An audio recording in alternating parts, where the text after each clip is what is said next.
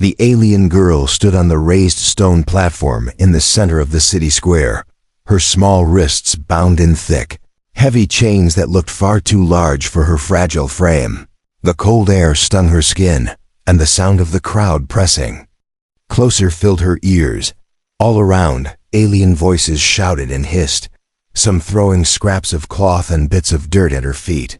They called her names she had heard all her life, names that made her feel like she was less than nothing. She kept her head down, her silver hair hiding most of her face. But her trembling shoulders gave away her fear. High above the square, on a balcony made of black stone, the alien leaders sat in their tall, curved chairs.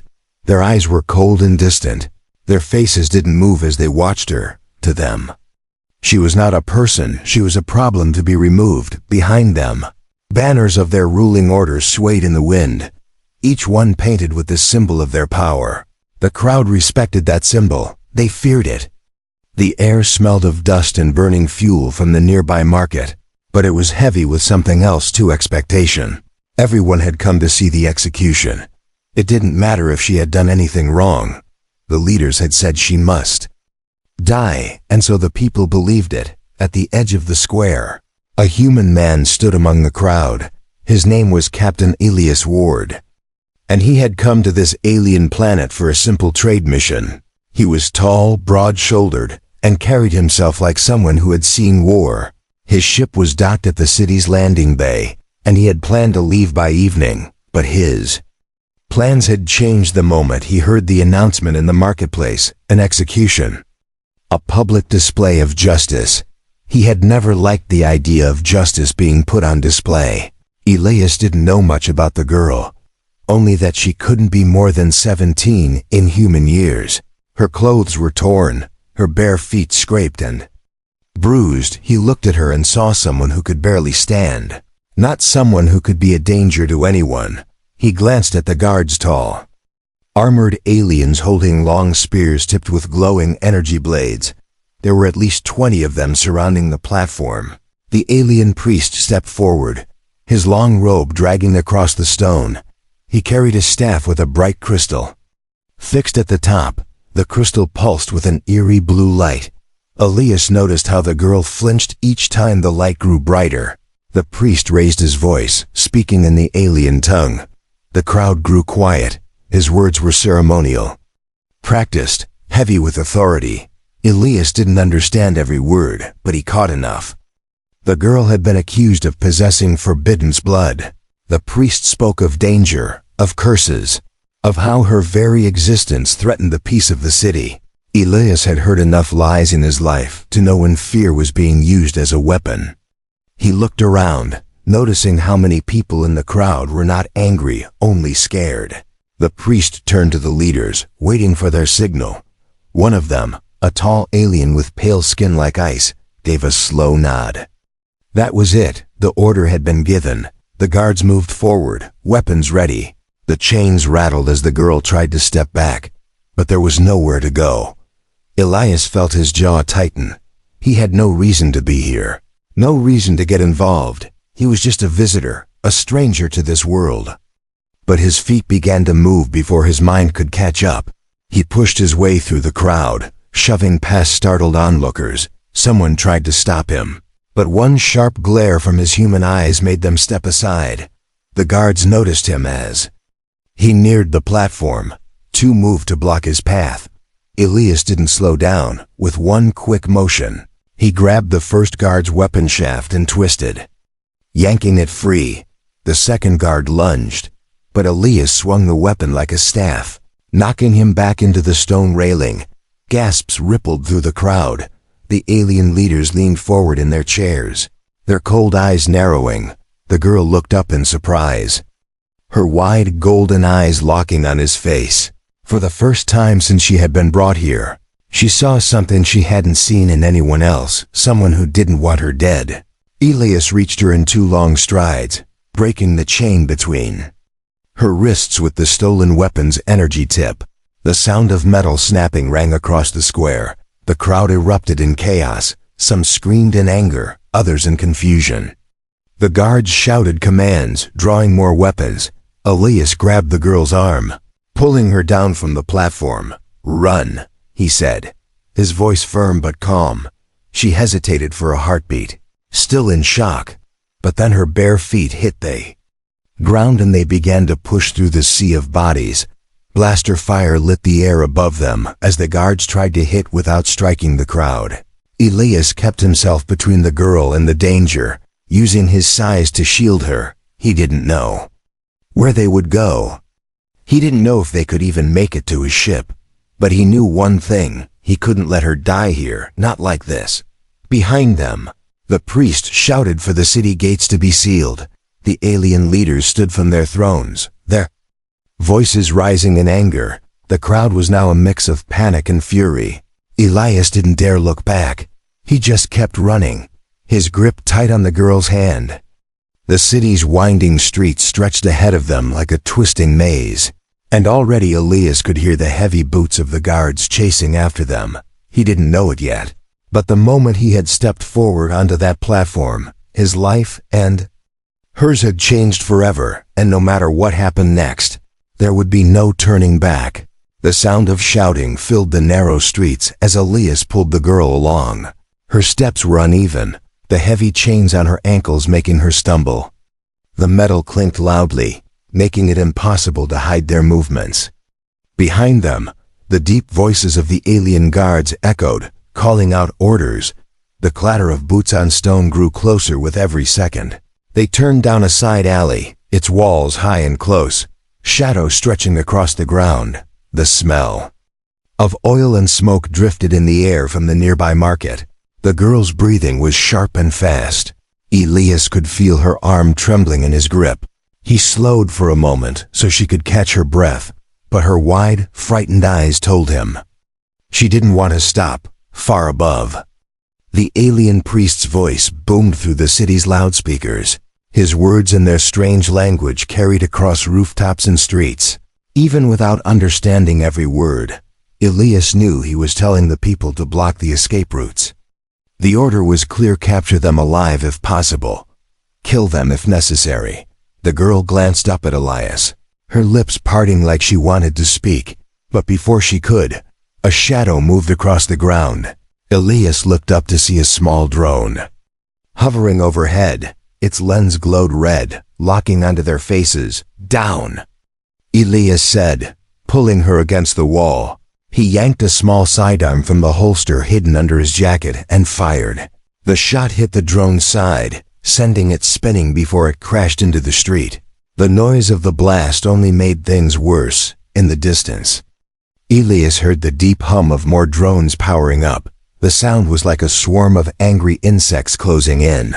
He knew they had seconds before the guards would be on them again. They dashed into another alley, this one leading into a busy street. The sudden noise of the marketplace hit them, voices bargaining, vendors calling out prices, carts creaking under the weight of goods.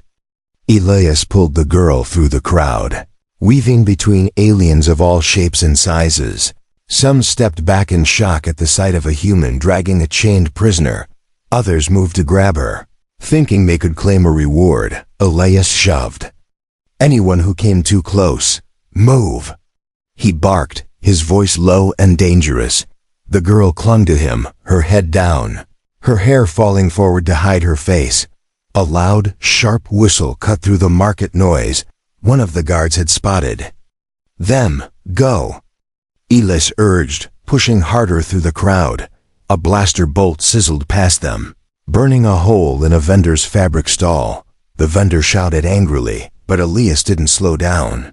The street opened into a wider plaza, but as soon as they stepped into it, Elias saw the trap. 2 squads of guards were closing in from opposite directions.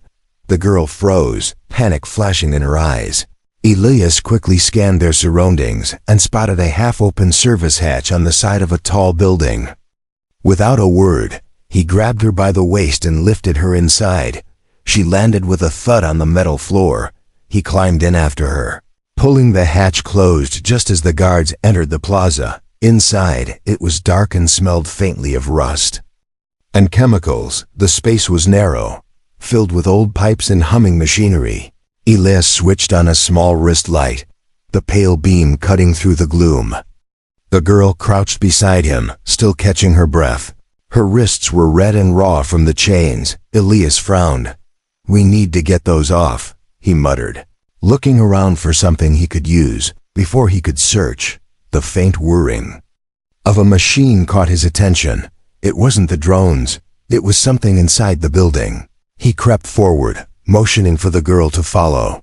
They found themselves in a long maintenance tunnel that seemed to stretch deep into the city's underbelly.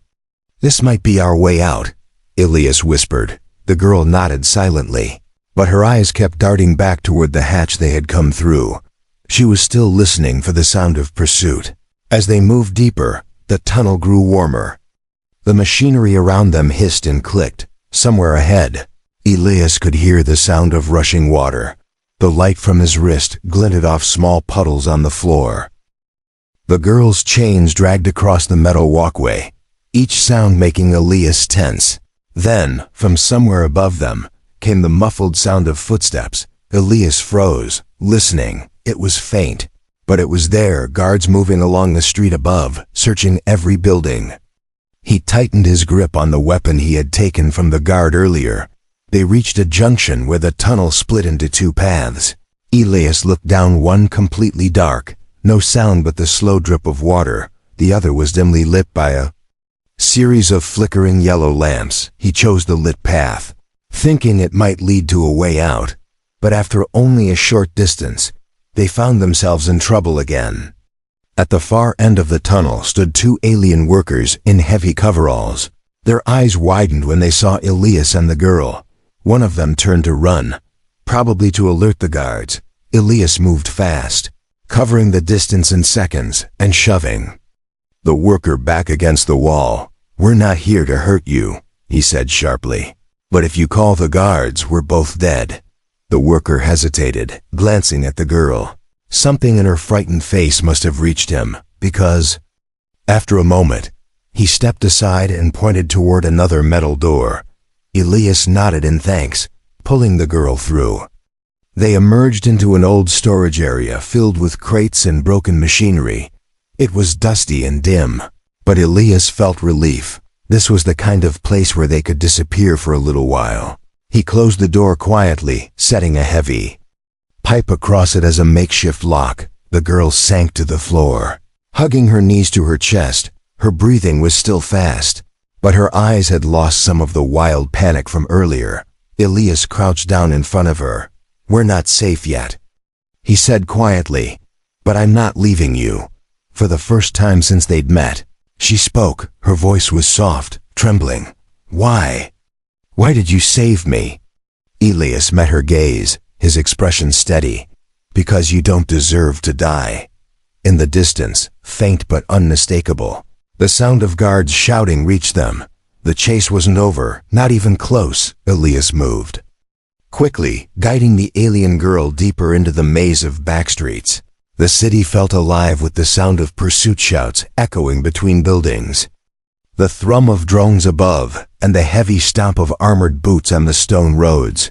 The girl's chains still rattled with every step, and Elias knew that if they didn't find a place to hide soon, the noise would lead the guards straight to them.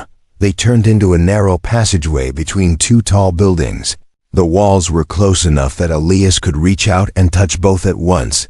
Above, laundry hung from thin ropes strung between windows, swaying gently in the wind. The air smelled faintly of cooked spices from a nearby food stall, but the smell was quickly replaced by the acrid scent of blaster residue drifting from the direction they had come. The girl's breathing was sharp, and she stumbled over a loose stone. Elias caught her arm before she fell. "Steady," he whispered. He could feel the tension in her muscles, the way her whole body seemed ready to collapse from exhaustion. But her eyes, golden and wide, still burned with the will to survive. A faint buzzing sound grew louder above them. Elias glanced up to see a sleek patrol drone scanning the area. He pulled the girl into the shadow of a doorway, pressing his back against the wall until the red searchlight passed over and moved on. Only then did he risk moving again. The city was a maze, tall buildings layered with balconies, narrow alleys that twisted like a knot, and bridges connecting rooftops high above. Elias used the chaos to their advantage, darting into side streets. Whenever he heard footsteps approaching, but every turn seemed to bring them closer to danger, they passed a group of alien civilians. Their conversation stopped the moment they saw the human holding the chained girl. Some of them muttered too. Others stepped away quickly. A few looked like they might shout for the guards, so Elias kept his head low and moved fast. They crossed a narrow bridge that arched over a canal of dark water. The faint glow from lamps reflected off the surface, making the water look almost black halfway across. Elias spotted a flash of movement ahead. A squad of guards had just stepped into view on the far side. He turned sharply, guiding the girl down a set of steep stairs that led to the lower streets. Down here, the city was even darker, lit only by flickering lamps and the occasional neon sign in alien script. The noise from above was muffled, but the air was thick and damp. The streets were lined with closed shops, metal shutters pulled down tight. It felt like they had stepped into a forgotten part of the city. Elias spotted an old workshop with its door half hanging open. He pushed it wider and ushered the girl inside. The place smelled of rust and machine oil. Dust covered the broken tools and shelves stacked with spare parts. A cracked window let in a thin line of moonlight. "Sit," Elias said, motioning to an overturned crate. The girl obeyed, rubbing her sore wrists. He knelt in front of her, examining the chain on her ankles. It was thick, with a lock that looked old but sturdy. He tried to break it with a rusted tool, but it barely scratched the surface. Her voice was quiet when she finally spoke. "They will not stop." Elias looked up at her. "I know," he said simply, "but we'll keep ahead of them for—" A moment, they just listened.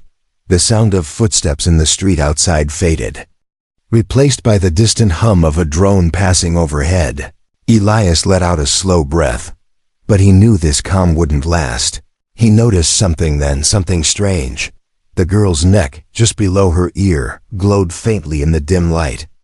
It wasn't bright, just a soft pulse, like a heartbeat under her skin. Elias frowned.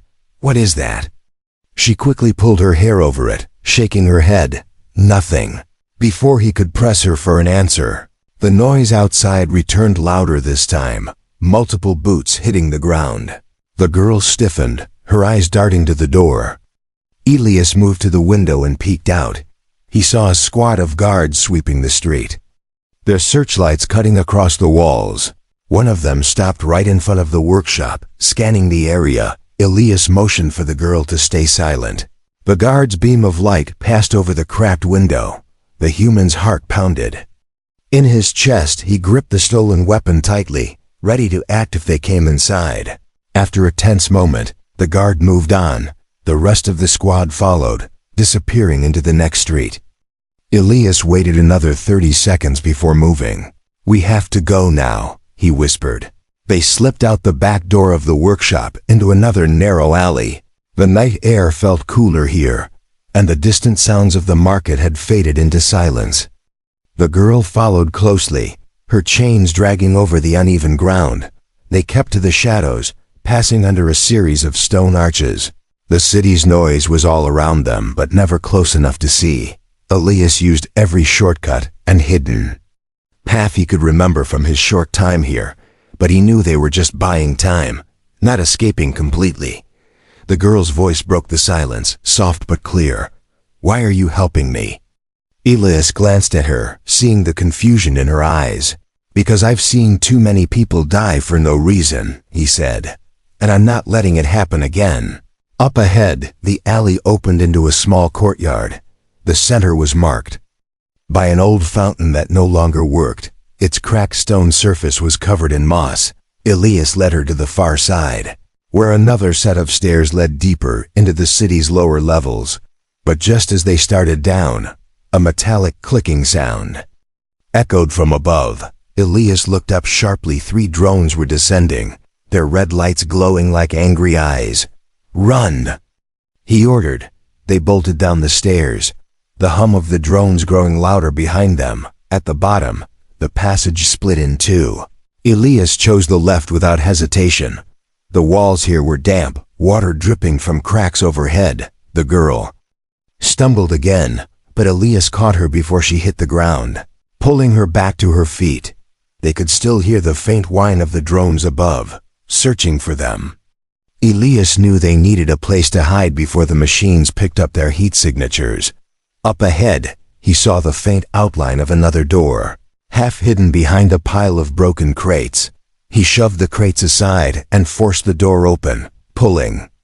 The girl inside, it was dark, quiet, and smelled faintly of stale air. Elias closed the door gently, pressing his ear to it. No sound followed them in. For the first time since the escape began, the city seemed distant, almost asleep. The girl sank to the floor, breathing heavily. Elias crouched beside her, listening for any sound outside. 4. Now they had slipped away, but he knew the hunt was far from over. And something about the glow on her neck made him think the real danger hadn't even begun yet. The air inside the hidden room was heavy and still. It felt like no one had been here for years. Elias let his eyes adjust to the dim light leaking through a cracked vent above. The room was small, its walls lined with shelves stacked with dusty jars and old tools. Somewhere in the corner, water dripped steadily into a rusted pan. The alien girl sat with her back against the wall, hugging her knees to her chest. Her chains lay on the floor beside her feet, clinking softly whenever she moved. Elias crouched across from her, watching her closely. They had been running for what felt like hours, and this was the first moment they had to breathe. Finally, Elias spoke, his voice low. "You need to tell me why they want you dead." She shook her head, her eyes darting to the floor. "You wouldn't believe me." Elias leaned forward slightly. "I've seen a lot of things people wouldn't believe." She hesitated for a long moment, her fingers tightening around her knees. Then she lifted her hair from one side of her neck, revealing the faint glowing mark he had noticed earlier. In the dim light, the mark pulsed softly, like a heartbeat. "This is why," she whispered. Elias studied it. The shape wasn't random. It looked almost like an ancient symbol, the lines sharp and deliberate. "What is it?" he asked. She swallowed. "It's not just a mark. It's a sign of what I am." Her voice trembled as she continued. "My blood is not like theirs. It carries something old, something they fear." Elias frowned. "Fear? You're just a girl." She shook her head. "No. I'm a threat to them, not because of anything I've done, but because of what I could do. My people believe I carry the spirit of the first light."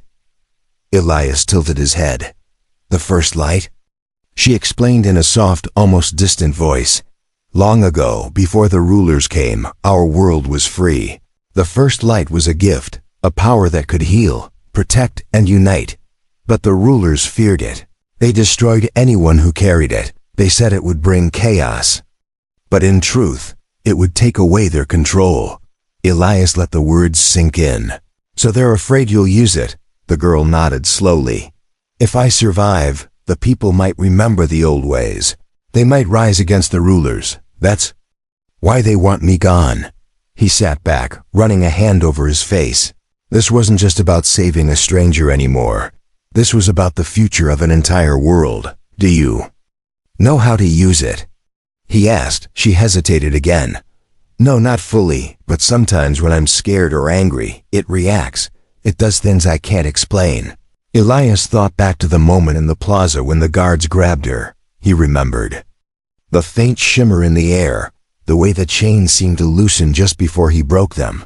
He had assumed it was his own strength and timing, but now he wasn't so sure. Before he could ask more, a distant sound reached them, a dull metallic thud like a door closing somewhere above. Elias's eyes narrowed. "We're not alone." He stood, moving quietly to the vent to listen. Faint voices drifted down, the words unclear but the tone urgent. The girl stiffened. "They found us." Elias turned back to her. "No, not yet, but they're close." He scanned the shelves quickly, looking for anything that could help. His gaze landed on an old crowbar half buried under dust. He picked it up, testing its weight. If they come through that door, we're moving fast. The girl's voice shook. Elias. If they catch me, they won't just kill me. They'll make an example of you too. He met her eyes, his tone firm. Then we make sure they don't catch us. They stood in silence for a moment, listening to the noises above. Footsteps moved across the floor overhead, slow and careful. The vent let in a small beam of light, and Elias saw the girl's mark glowing a little brighter now, almost as if it sensed danger.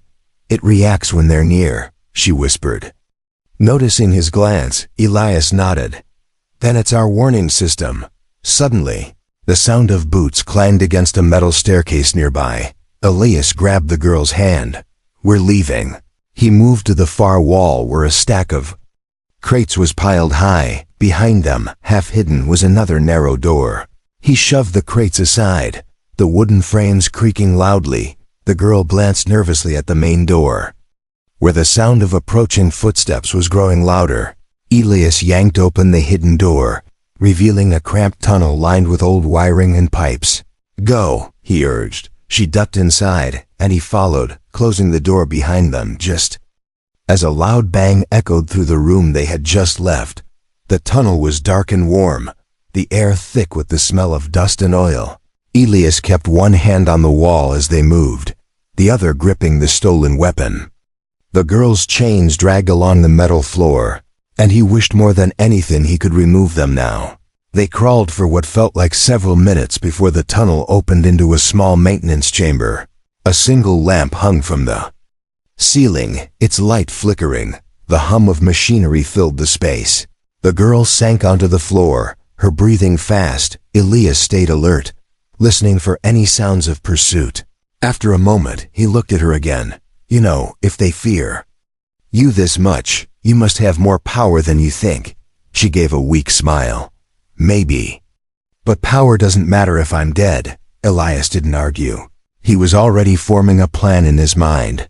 They couldn't keep running forever. If the rulers feared her awakening, maybe the answer wasn't hiding, it was showing them exactly what she could do. But first, they had to survive the night. The night air outside the tunnel was colder than before. Elias and the girl stepped out into a quiet street on the far side of the city. Here, the buildings were older, their walls cracked and faded, the roads were uneven, with weeds pushing up between the stones. It was far from the busy markets and the guarded plazas, and for a moment, Elias allowed himself to think they might be safe. But safety never lasted long in a place like this. He knew they needed a way off the planet. The longer they stayed, the easier it would be for the guards to corner them. He had a contact here, an old friend from his trading days named Rovan. Rovan had always been good at finding things and people who didn't want to be found. If anyone could arrange a quick, quiet exit, it would be him. They moved through the empty streets until they reached a dimly lit tavern. The smell of smoke and stale drink drifted from the doorway. Inside, shadows moved along the walls, alien voices speaking in low tones. Elias led the girl to a booth in the corner, keeping her head down so no one would notice the chains. It wasn't long before Rovan arrived, a tall alien with scaled skin and sharp, curious eyes. He slid into the seat across from Elias. "You're in trouble," Rovan said immediately, his voice a mix of amusement and warning. Elias didn't bother denying it. "I need passage off-world," he said. "Now." Rovan's gaze shifted to the girl. His eyes narrowed. "She's the one," he said quietly. "The one from the square." Elias didn't answer, but the look on his face was enough. Rovan leaned back, his expression unreadable. "You're asking me to risk a lot, my friend." "You owe me," Elias said flatly. "I saved your life on Krail 9. Rovan hesitated, then nodded slowly. "Fine. I can get you a ship, but it'll take a few hours." He stood and left without another word, disappearing into the smoky air of the tavern. Elias and the girl waited, time dragging like heavy chains. She stayed silent, her eyes darting to the door every time it creaked open. Elias tried to stay calm, But something in Rovin's eyes before he left had bothered him, too calculating, too cold. When Rovin returned, his steps were too steady, his smile too sharp. "The ship's ready," he said. "Follow me." They stepped out into the street, the night wind curling around them. Rovin led them down a narrow alley toward the landing bays. Elias's instincts screamed at him to be careful. The girl seemed to sense it, her grip on his arm tightened. Halfway down the alley, the trap sprang. From the shadows, armed guards stepped out, their weapons raised. Behind them, more emerged from doorways, blocking the way forward and back. Rovin stepped aside, his face full of false regret. "Sorry, Elias, but there's a reward for her that I can't ignore." The girl's eyes went wide with fear. She tried to step back, but the guards closed in. Two grabbed her by the arms, yanking her away from Elias. She cried out, struggling against their grip. Elias didn't think he moved. His fist slamming into the first guard. The alien stumbled, but the others were ready. One swung the butt of his weapon at Elias's head. He ducked, grabbing the weapon's barrel and twisting it free.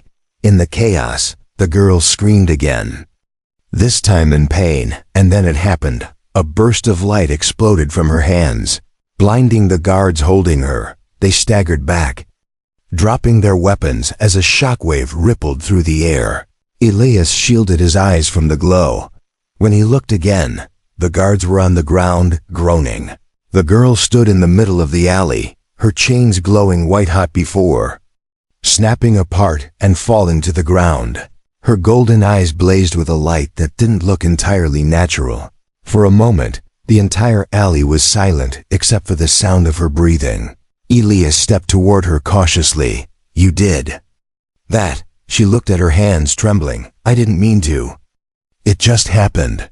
The remaining guards hesitated, fear replacing their earlier aggression. One of them shouted something into his communicator, and Elias knew more would come soon. He grabbed the girl's hand. "We're leaving now." They ran past Rovin, who didn't try to stop them this time. His eyes followed them with a mixture of greed and regret. He had seen her power too, and Elias knew word would spread faster than they could run. They darted through the twisting streets, the sound of alarms beginning to rise in the distance. The girl's steps were lighter now without the chains, but she still looked shaken. Elias kept glancing at her, half expecting her to collapse after what she had done. When they finally slowed, they were deep in another part of the city, far from the tavern and the alley. They ducked into the shadows of an abandoned shop, catching their breath. Elias studied her closely. "That power of yours, it's the reason they're afraid of you." She nodded weakly. "It's also the reason they'll never stop hunting me." Elias's jaw tightened. "Then we stop running." She looked at him in surprise. "What do you mean?" He met her gaze, his voice firm. "If they're scared of what you can do, maybe it's time to show them exactly why." But even as he said it, he knew the choice wasn't entirely his to make. It was hers. And after what had just happened in that alley, the rulers of this world would no longer be content with simply capturing her. They would come for both of them with everything they had.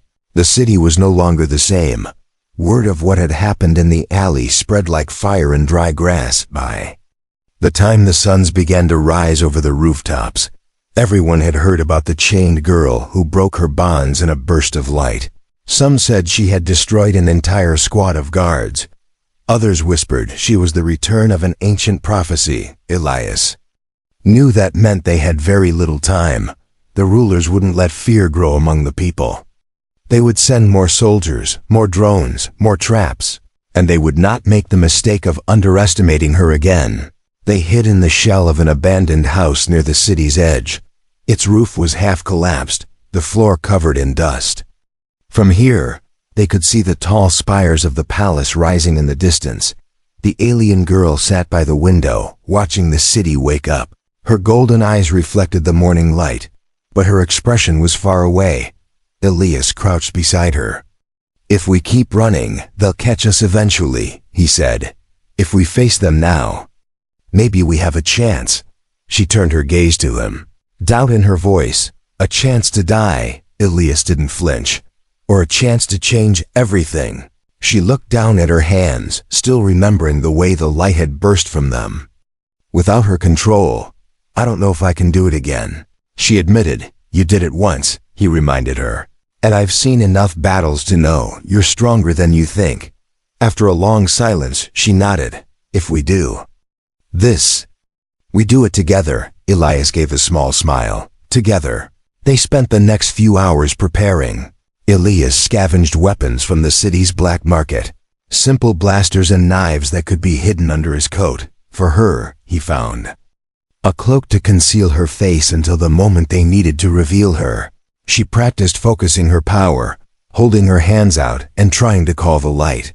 At first, nothing happened, but then small flickers appeared. Like tiny stars forming in her palms, by midday, they moved, slipping through the city's back streets toward the palace. Every step felt heavier than the last.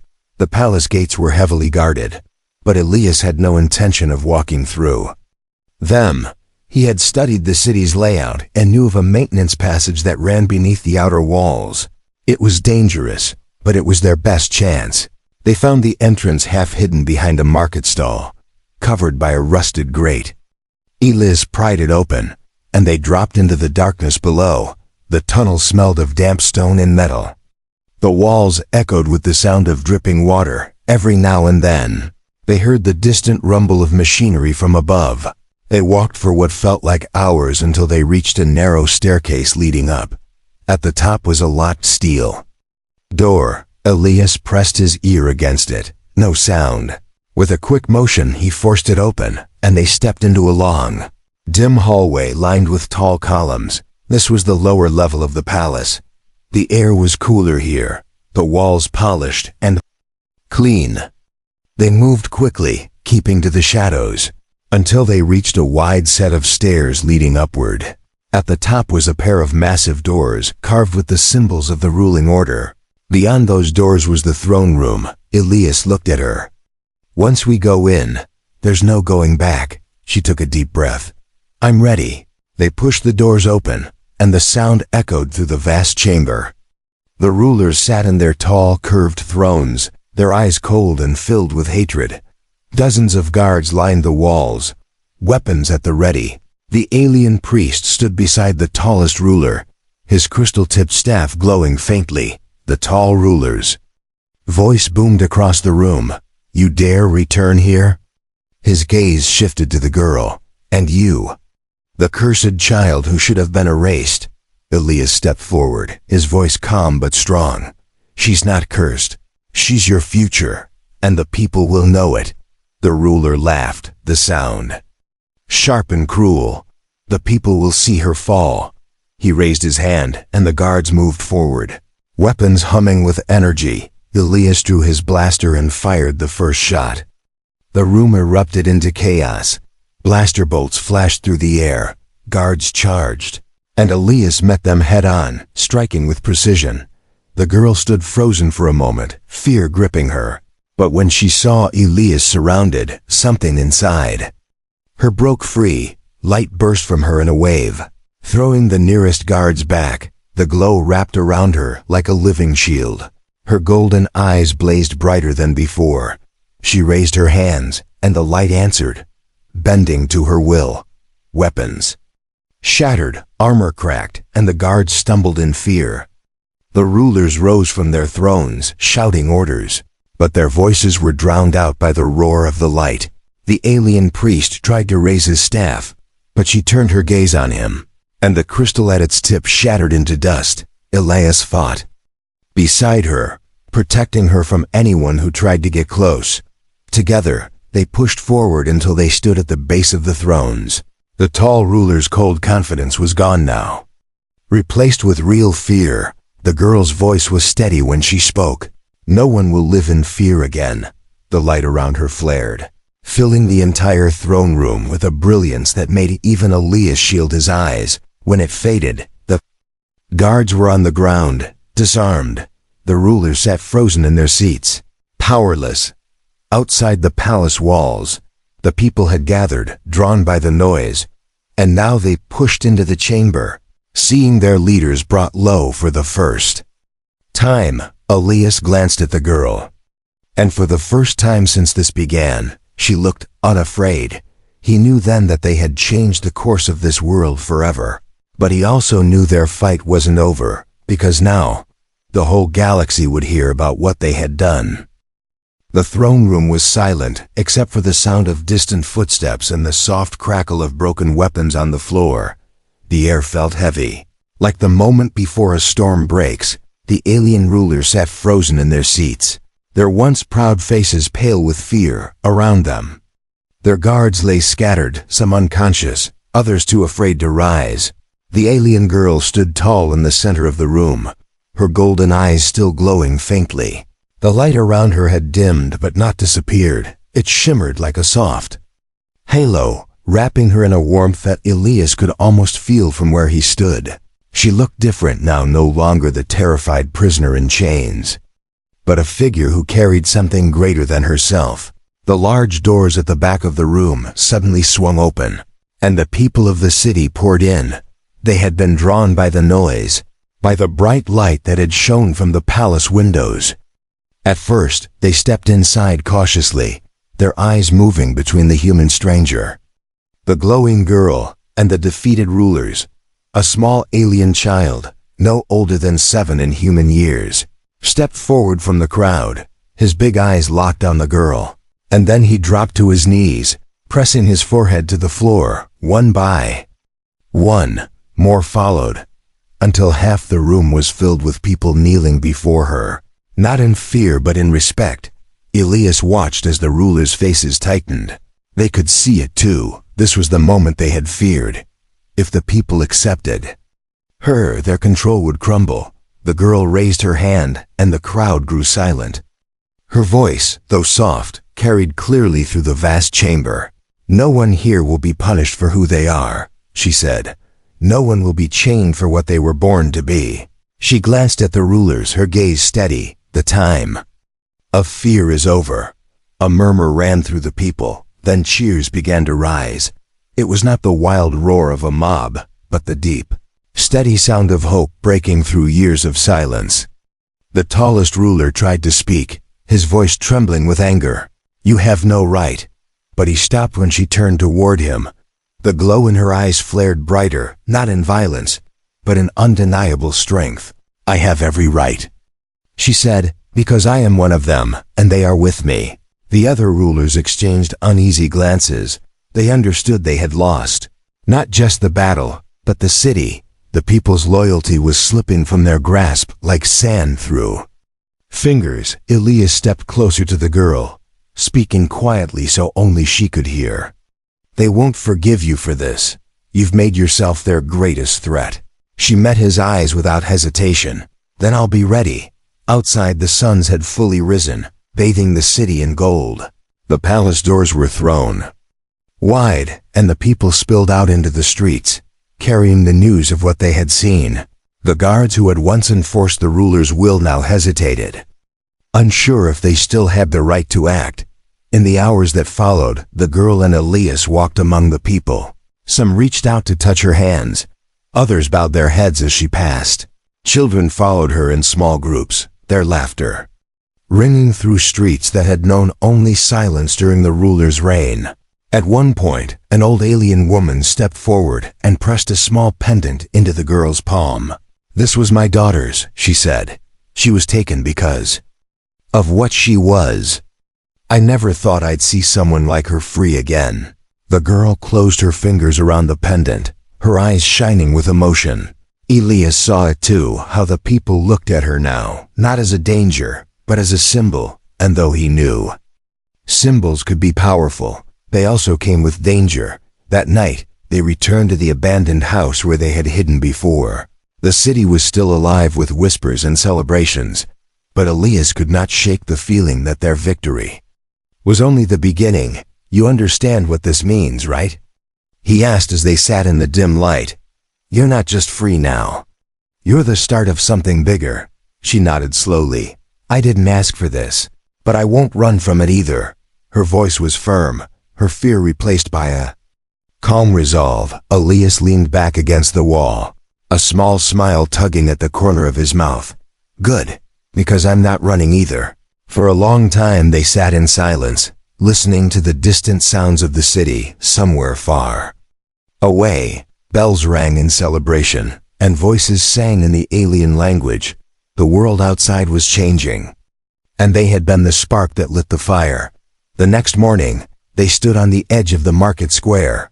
The same place where she had once stood in chains was now filled with flowers, gifts, and symbols of thanks the people had covered the execution platform with colorful cloth, turning it into a place of remembrance and hope. The girl stepped up onto it, looking out over the crowd. Elias stood beside her, ready for whatever came next. She spoke again, her voice steady. We are stronger together than they ever wanted us to believe. Today we stand free, and tomorrow we will build something better. The cheers that followed were louder than any sound Elias had heard since arriving on this planet. It rolled over them like a wave, and for the first time since this all began, he let himself believe that maybe, just maybe, they had a chance to make this freedom last.